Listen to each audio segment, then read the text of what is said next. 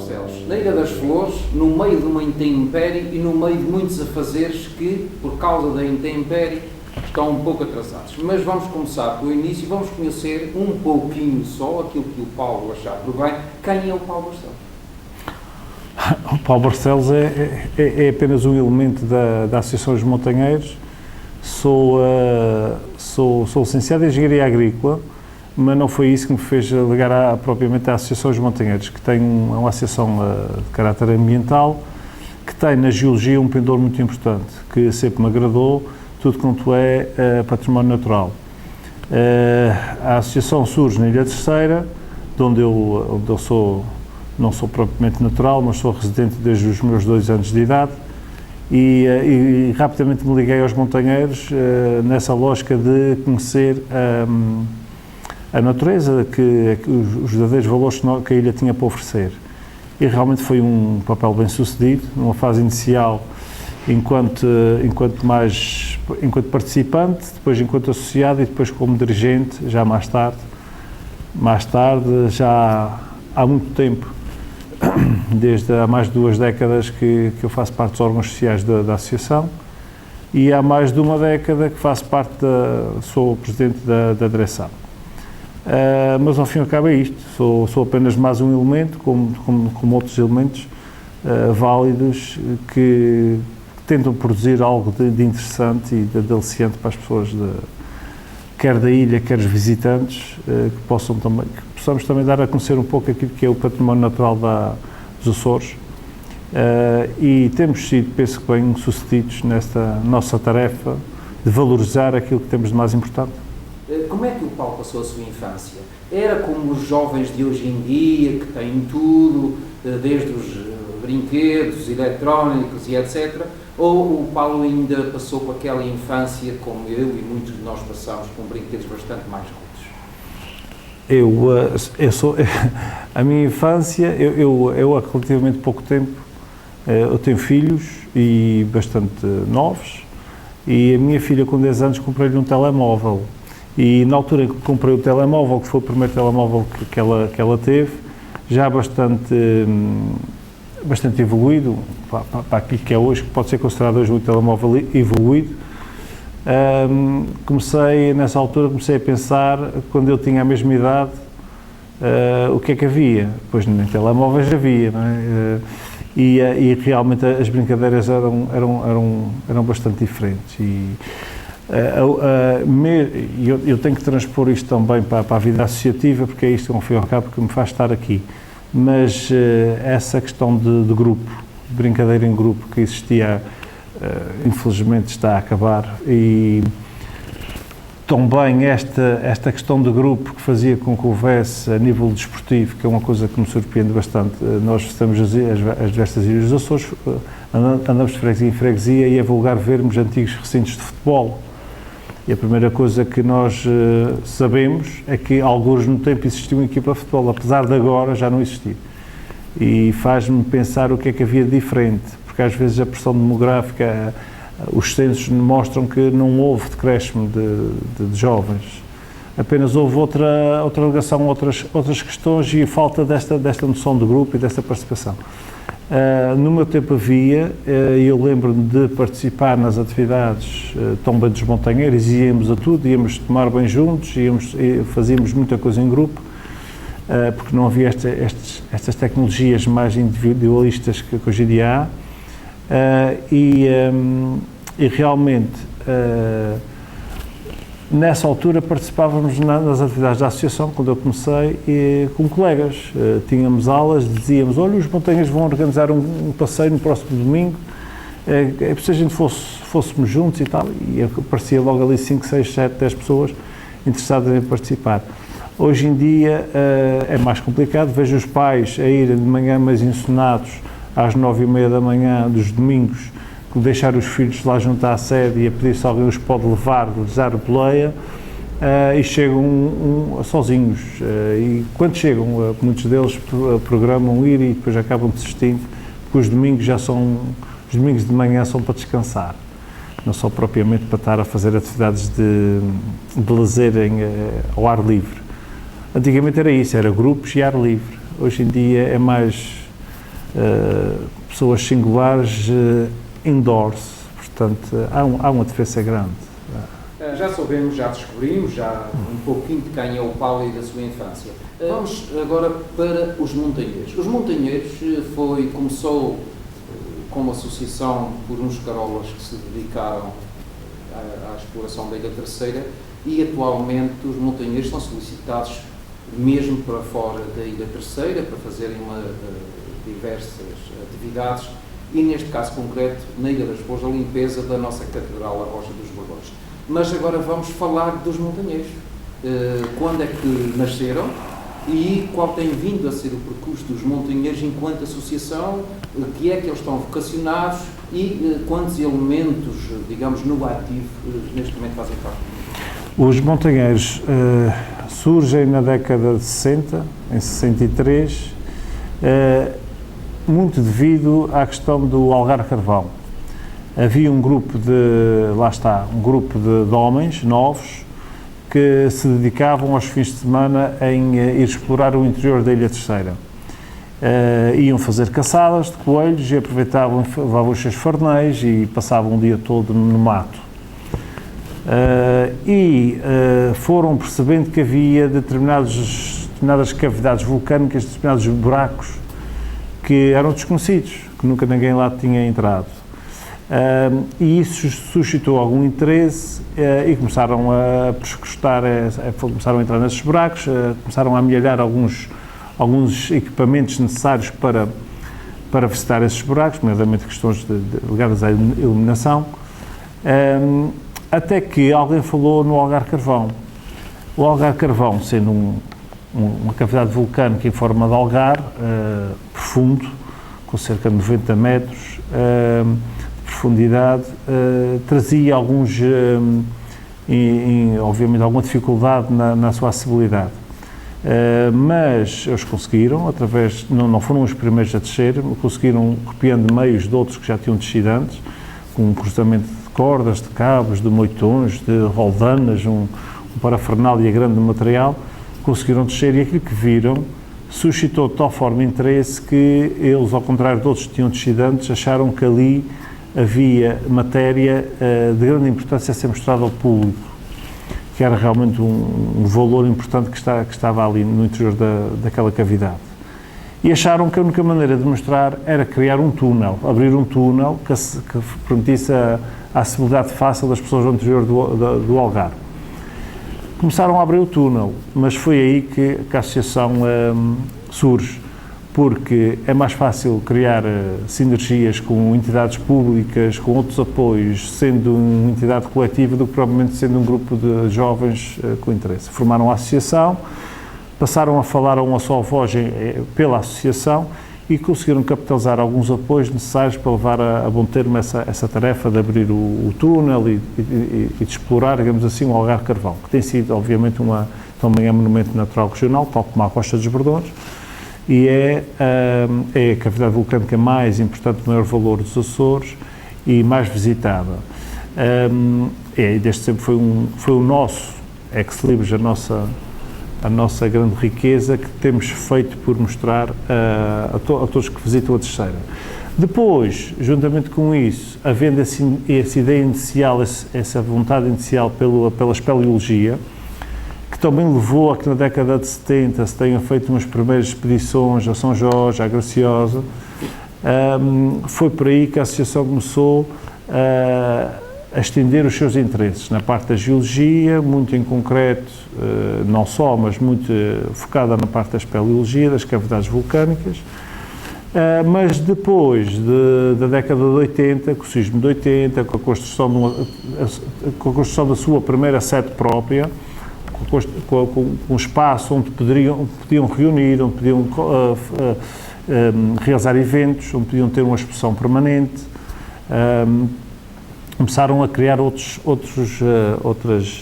valências, outros interesses, sempre numa primeira lógica da parte de valorizar o património natural e por aí toda a questão ambiental. Daí que a associação se tenha tornado, é neste momento um ONGA, aquilo é que se denomina um ONGA, uma Organização Não Governamental de Ambiente, e está como tal registada junto das entidades governamentais, é uma das várias que existem nos Açores, e tem feito uma atividade que obviamente vai para além da questão da espeleologia e que no passado passou pela gestão de centros de interpretação, das ecotecas em várias ilhas, tem feito várias formações, tem feito muita informação através de organização de palestras, de congressos, workshops, tem projetos editoriais, tem a sua revista com artigos científicos que sai anualmente, e somos também muito solicitados, somos proativos, mas somos também bastante reativos, ou seja, somos muito chamados a participar em iniciativas de outros que nos pedem apoio. Por vezes, também temos feito essas atividades que chamamos nós de missões de utilidade pública, porque são, de facto, neste caso, da limpeza de um monumento natural regional, que é a Rocha dos Bordões, e geossítio da Ilha das Flores, tal como já fizemos por diversas vezes na Furna do Enxofre, na Ilha Graciosa, exatamente pelo mesmo problema, questões de vegetação que revestiam lá por uma questão de arejamento, porque a Furna do Enxofre na Graciosa tem problemas de concentração de gases que são tóxicos e fatais aos visitantes.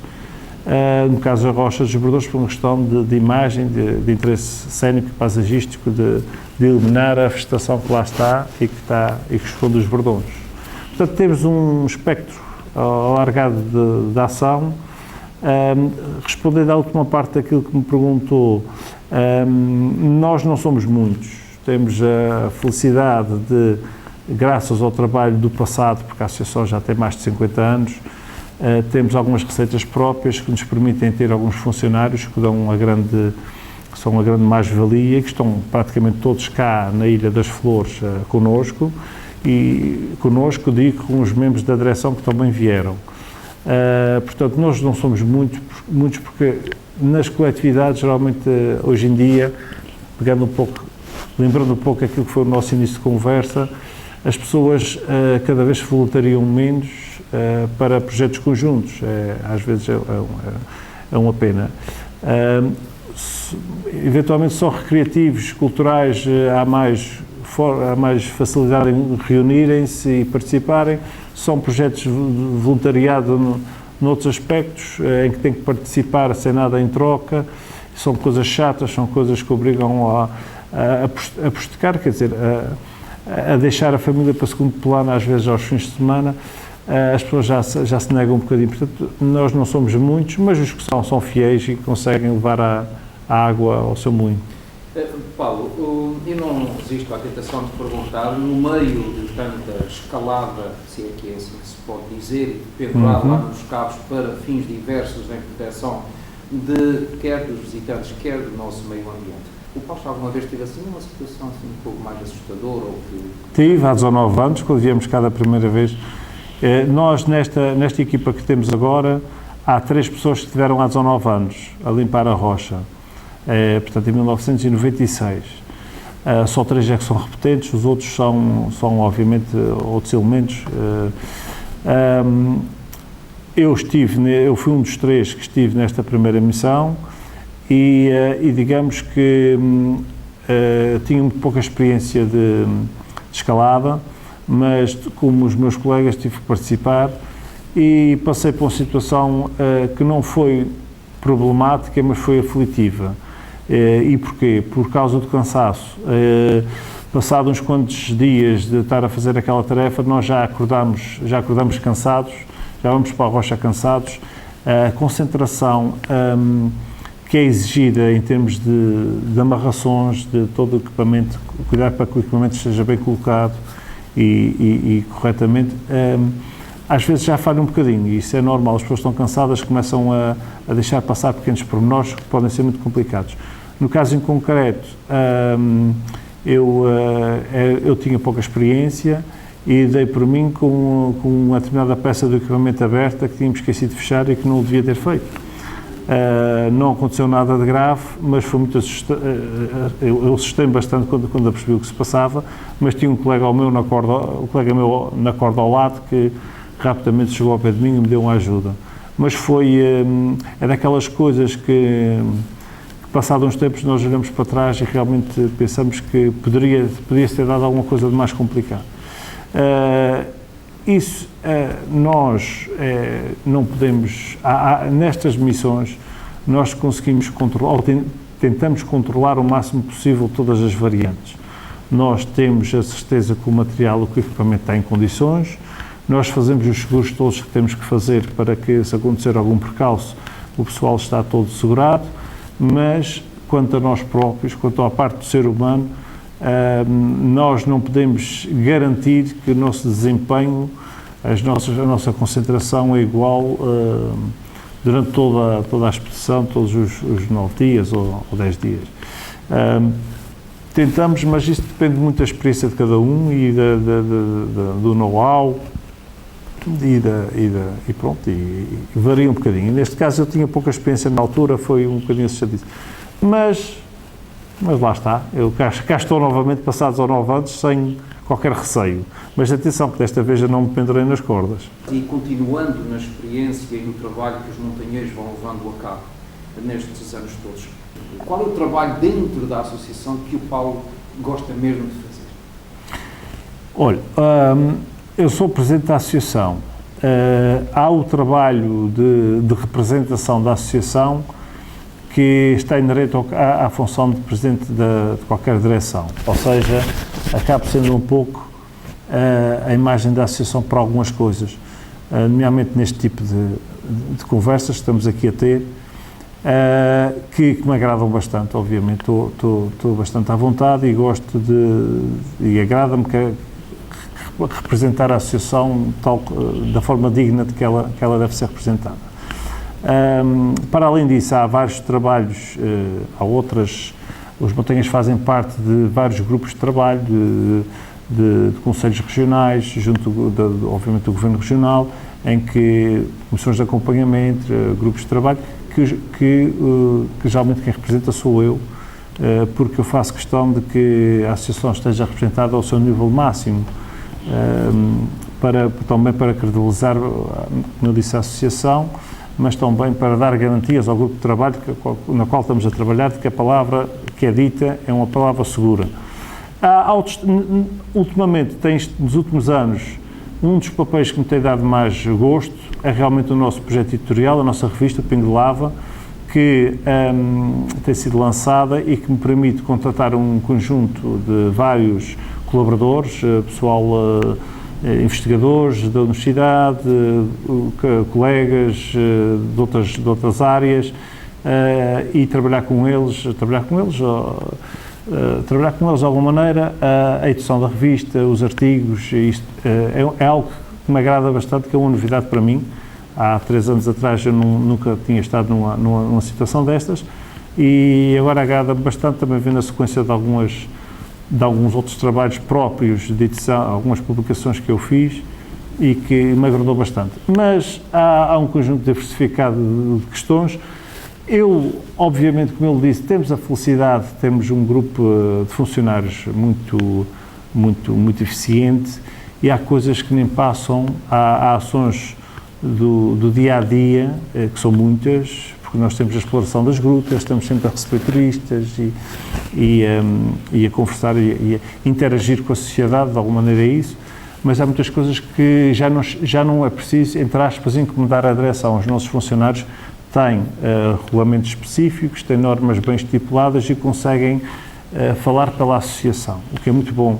É muito bom porque a verdade é que eu também todos nós na direção temos as nossas famílias e já não temos a disponibilidade que tínhamos quando eu tinha 20 anos atrás e comecei nestas coisas. A verdade é essa.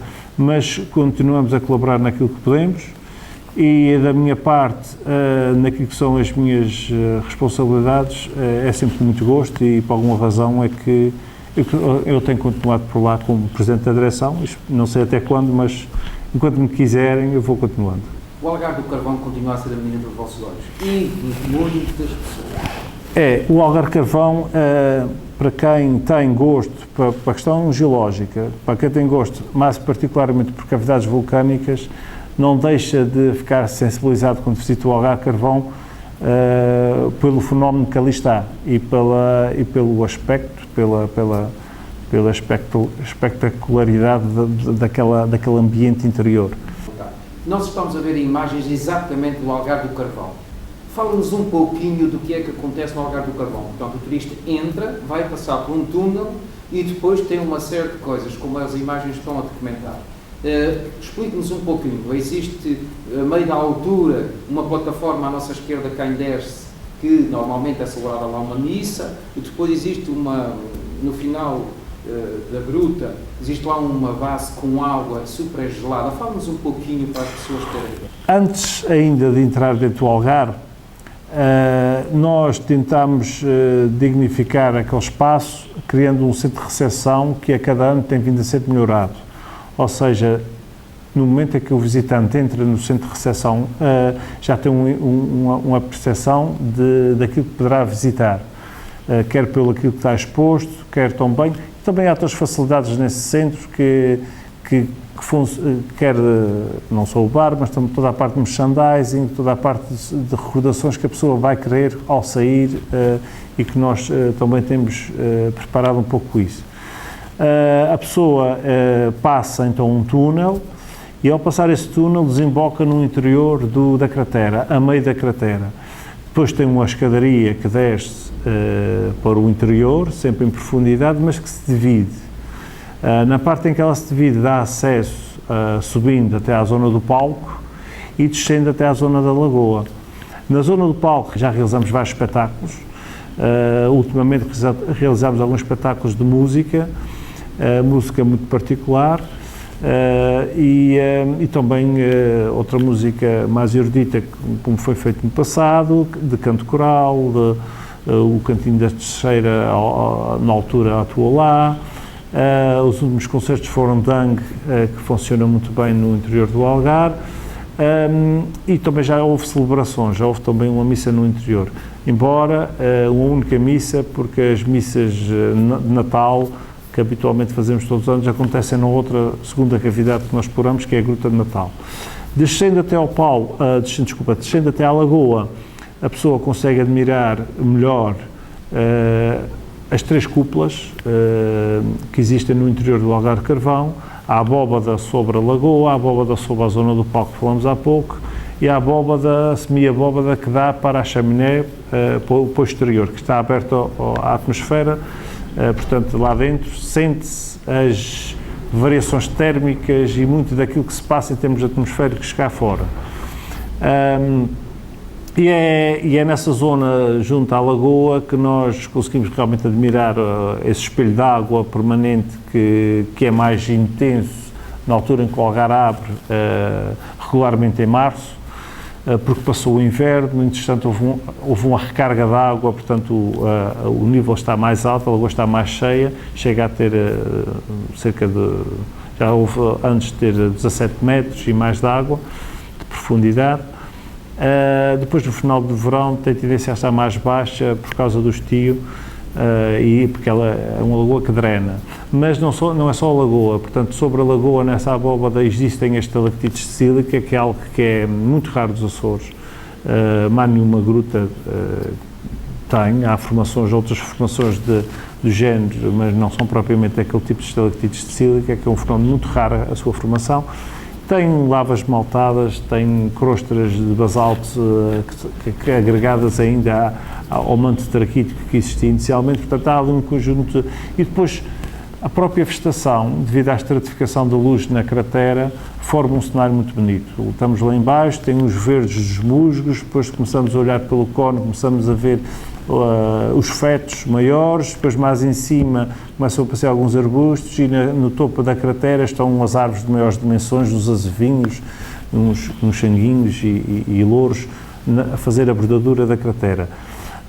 E entretanto os pássaros andam por lá por cima e entram e fazem ninhos no interior, portanto é um espaço vivo, com vida endémica, existem aranhas endémicas, existem trecos, que são uns insetozinhos endémicos dentro do Algarve Carvão, portanto endémicos dos Açores, que estão ainda dados para poucas grutas. Portanto, existe uma fauna e uma flora muito particular, cavernícola, muito particular, e que alguns deles só existem mesmo no Algarve Carvão. Portanto, é uma gruta com muito interesse a vários níveis. Portanto, é uma gruta espetacular e que, obviamente, quem visita a Teixeira tem que a visitar.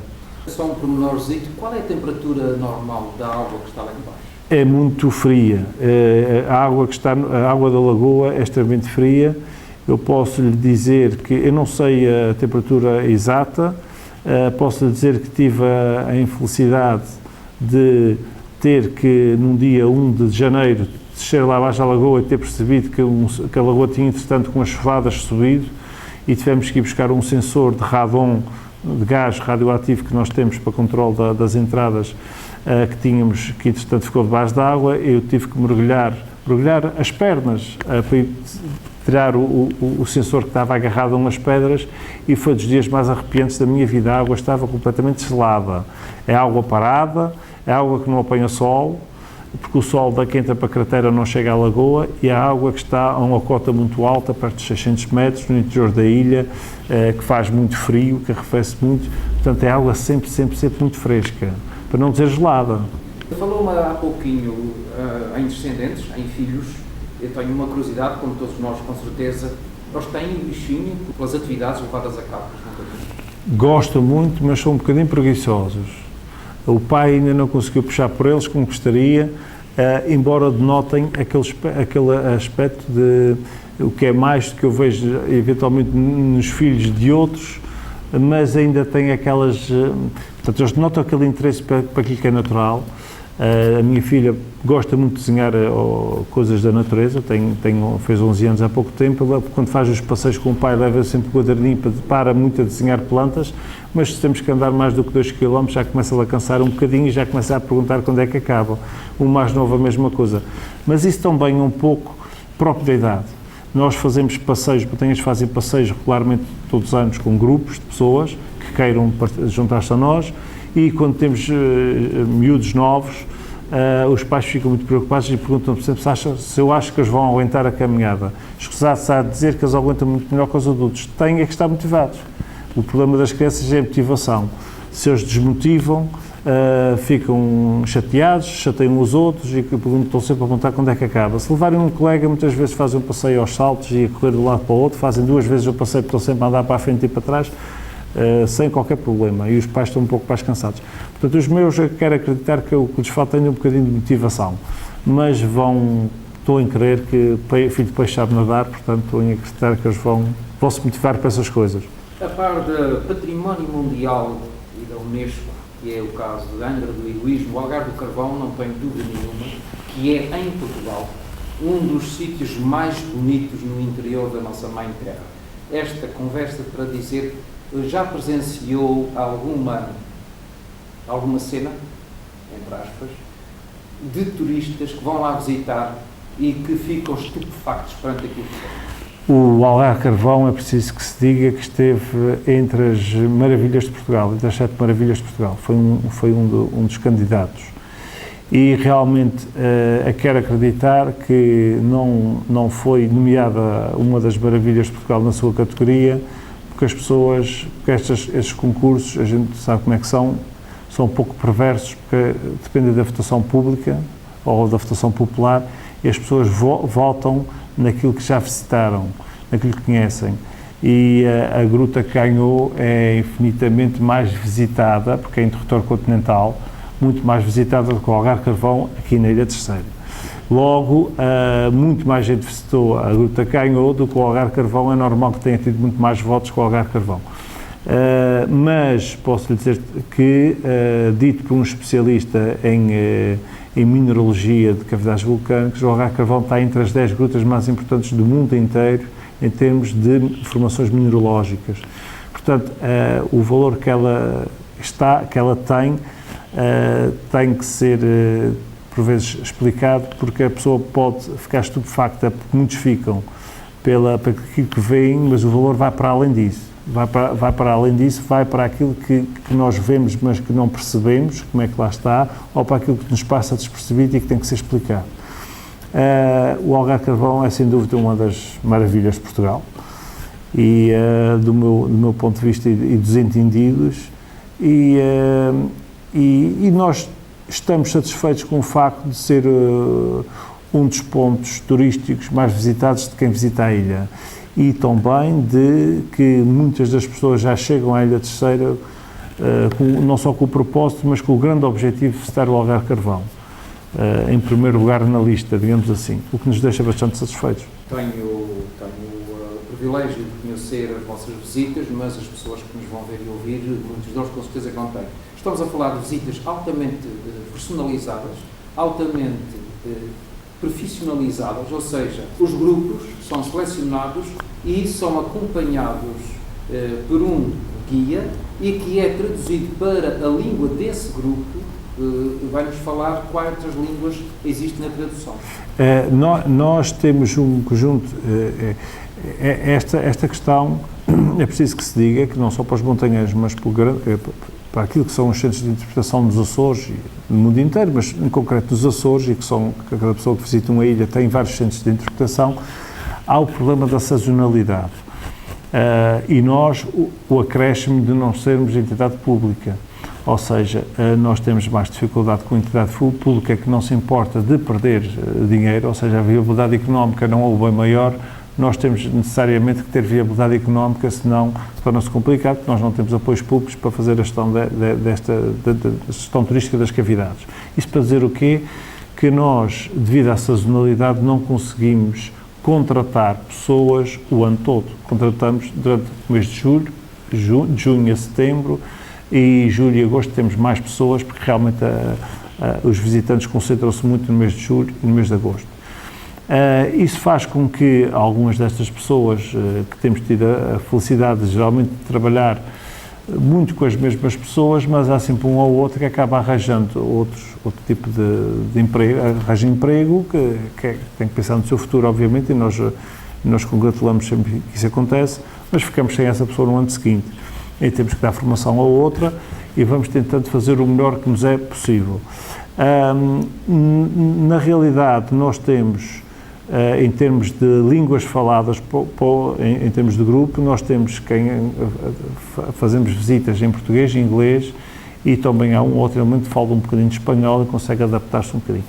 Na realidade, isso não tem sido problema, porque também apraz-me dizer que é algo que ainda me surpreende um pouco, que nós temos os folhetos desdobráveis sobre a gruta que nós temos na recepção, que as pessoas levam consigo, estão neste momento traduzidas em 6 ou 7 línguas, porque desde logo que o nosso objetivo foi chegar a essas diferentes nacionalidades, na própria língua materna das pessoas que nos visitam, porque o que nos custa a compreender não é nós termos 6 línguas e a 7ª língua a caminho, tem processo de tradução, é as outras entidades não terem, porque em termos de custo, custa-nos exatamente o mesmo preço fazer em português ou fazer em italiano, ou fazer em francês, ou em espanhol, ou em alemão, ou em inglês, ou até em holandês.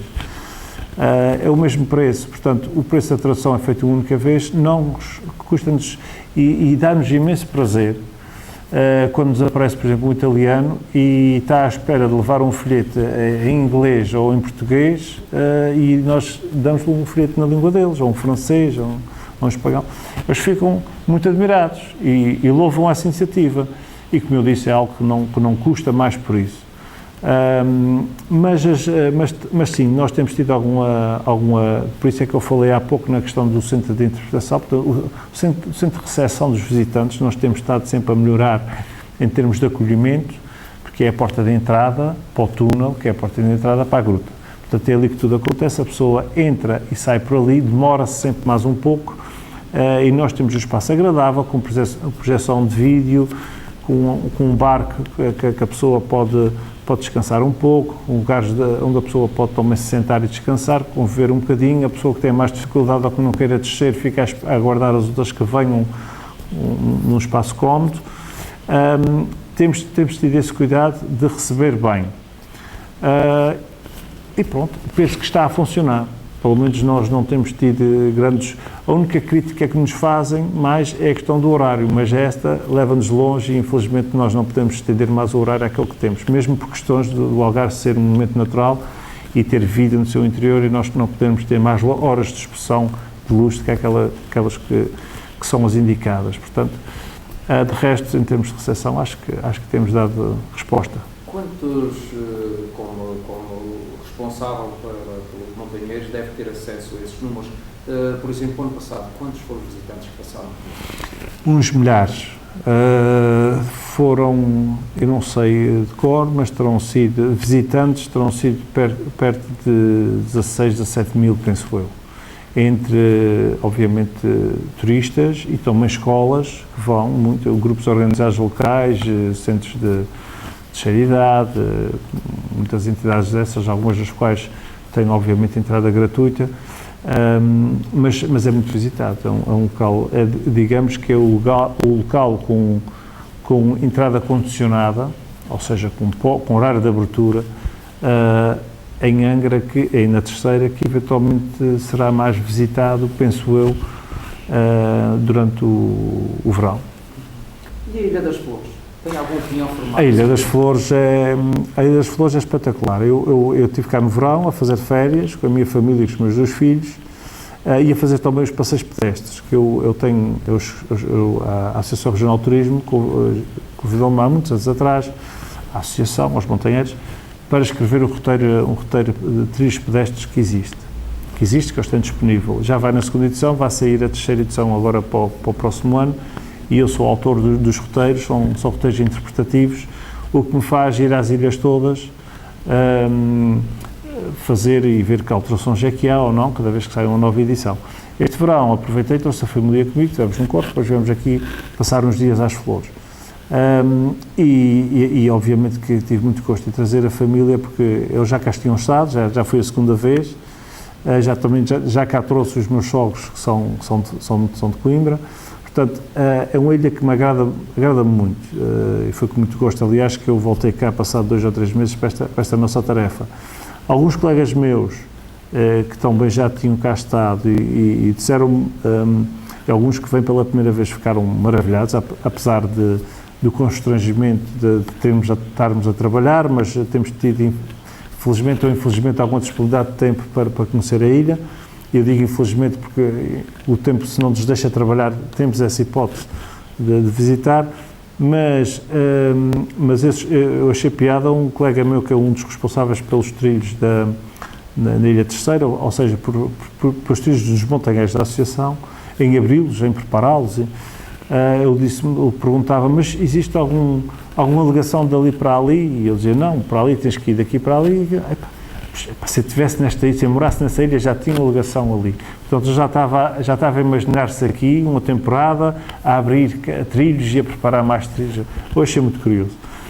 Mas o grupo todo está, eu pessoalmente, é isso que eu disse, o grupo todo está maravilhado, principalmente aqueles que não conheciam, que foi a sua primeira impressão, e é uma ilha cheia é uma ilha que tem tudo, tem lagoas, tem relevo, tem uma flora exuberante, não só as grandes manchas, as grandes comunidades naturais que nós vemos no Planalto Central, mas também os pequenos nichos onde tem espécies bastante raras, e eu trabalhei muitos anos em investigação em plantas endémicas, e andei também nessa altura, também vinha cá com frequência fazer inventariação de espécies.